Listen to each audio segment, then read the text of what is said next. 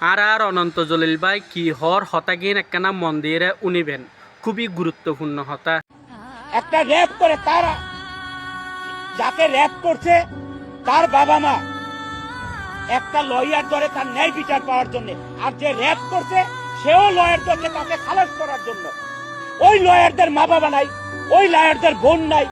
আর বাংলাদেশত মধ্যে এত এত দর্শনদে যারা দর্শন করের তারা বাঁচাইবার লাইও লয়ার হারাওর, আবার যারা দর্শনর বাদী বাদীর পক্ষতুন লয়ার হারাও তইলে আদৌ কি আর বাংলাদেশত মধ্যে হনদিন সুষ্ঠু বিচার হইব?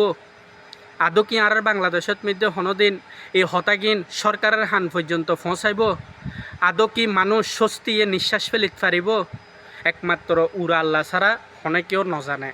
বাংলাদেশের এই পরিস্থিতি হদ্দুরুত যাইনি হারাইব ইগিন একমাত্র বাংলাদেশের মানুষ হদ্দুরুত বুগিব, হদ্দুরুত যাইনি কেন হইব একমাত্র আল্লাহ ছাড়া কেউ নজানে।